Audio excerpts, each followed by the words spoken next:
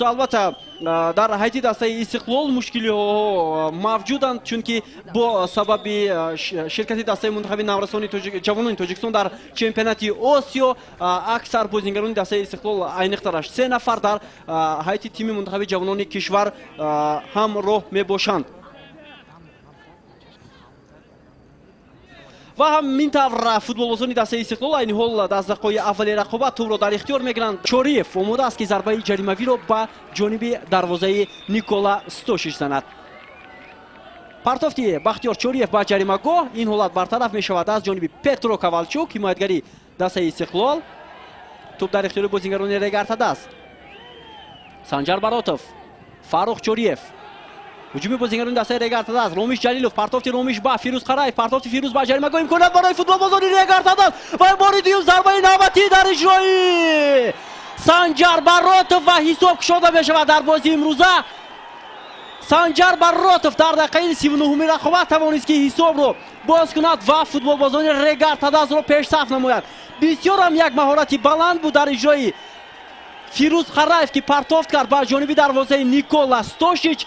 Он гоҳ футболбозони Истиқлол натавонистанд ки дар муқобили бозингарони Регартадаст рақобати пуршиддат намоянд. Бори дигар ҳолати такрорро тамошо мекунем ки партофти Фирӯз Қараев қариб буд вориди дарвоза шавад, вале инҷо ҳимоятгари дигари дастаи Истиқлол Амирбек Ҷурабоев буд дар муқобили Алишер Шарипов хуб ҳунарнамоӣ кард. Аммо Санҷар Баротовро бинед ки чӣ гуна бо як маҳорати баланд бо зарбаи пои чап тӯбро вориди дарвозаи Никола Стошич кард ва ҳисобро боз кард. Регартадаст акнун муваффақ мешавад ва бо ҳисоби 1-0 пешсаф мегардад ва футболбозони дастаи Истиқлол дар майдони худ бозиро бохта истоданд. Албатта ин барои дастаи самти пеш ҳаракат мекунанд. партофти Фатулло ба Аҳтам Назаров. Аҳтам Назаров тӯбро ба ҷаримагоҳ ҳаво медиҳад. имконият барои Манучер ва ҳисоб баробар шуд.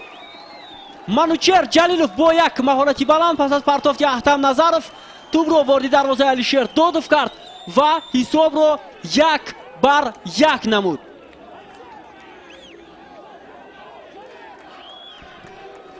бисёр ҳам маҳорати баланд дар иҷрои футболбозии дастаи Истиқлол. ҳолати такрорро бори дигар мушоҳида мекунем ки чӣ гуна партофти Аҳтам Назаров хуб буд ва Манучер Ҷалилов тавонист ки бо сар тӯбро вориди дарвозаи Алишер Додов кунад. имконият барои Додов набуд барои муваффақ шудан дар муқобили ҳимоятгари бо таҷрибаи дастаи Истиқлол. Сиёвуш ба самти пеш ҳаракат мекунад. партофти Сиёвуш ба Фатулло ва ҳоло Аҳтам Назаров ба ҳуҷуми дастаи Истиқлол ҳамроҳ мешавад. боз ҳам бозигузории футболбозони дастаи Истиқлол. Фатуллоев! голи Фатуллоев дар дақиқаи 70-уми рақобат ҳисобро тағйир медиҳад ва футболбозони дастаи Истиқлол пешсаф мешаванд. 2-1 футболбозони дастаи Истиқлол дар бозии имрӯза 1-1 бора голи дуюми худро ба дарвозаи дастаи Регартадаст месананд. бинед чӣ гуна маҳорати баланд дар иҷрои Фатуллоев ки тӯбро озодона вориди дарвозаи Алишер Додов кард ва ҳисобро тағйир дод.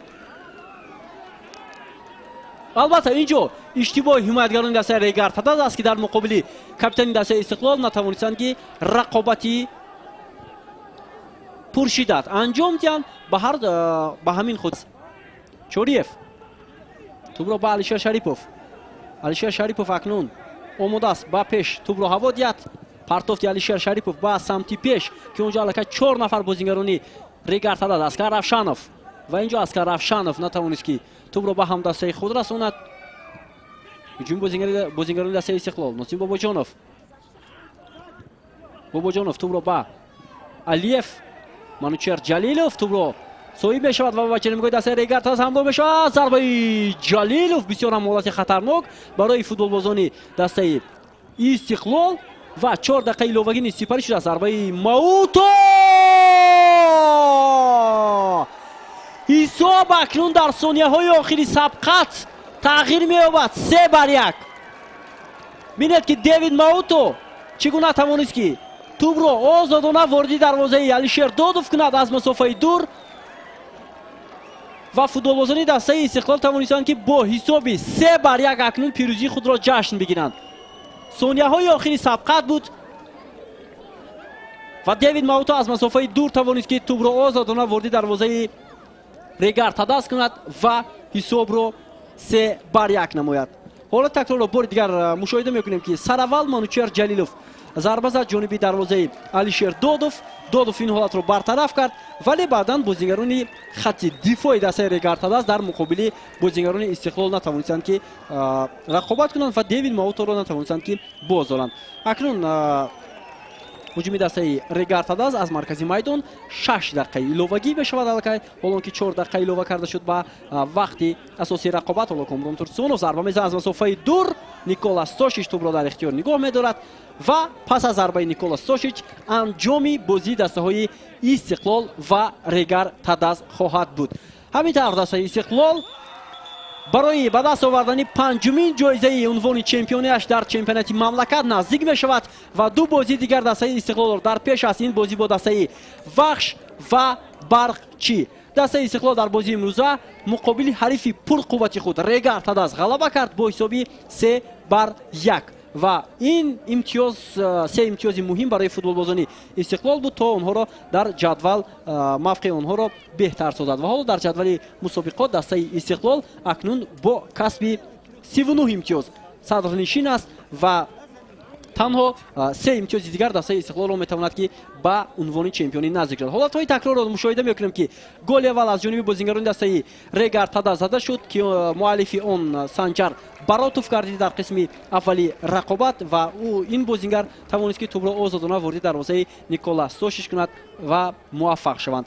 вале баъдан бозингарони дастаи Регар Тадас дар қисми дуюми рақобат натавонистанд ки бартари худро нигоҳ доранд ва се дафъа ба дарвозаи худ гол сар доданд. сараввал партовки Ахтам Назаров бо голи задаи Манучер Ҷалилов ба анҷом расид. инҷо Фаррух Чориев ва Фарҳод Холбеков натавонистанд ки дар муқобили ҳамлагари дастаи Истиқлол рақобат кунанд ва инҷо ҳисоб 1-1 гардид. баъдан Фатулло Фатуллоев аз масофаи хеле ҳам дур тӯбро озодона ворди дарвозаи Алишер Додов кард. Алишер Додов худро ба самти тӯб ҳаво надод ва интизор набуд ки Фатулло Фатуллоев аз масофаи дур зарба мезанад ва ҳисоб дар ин ҳолат 2-1 гардид.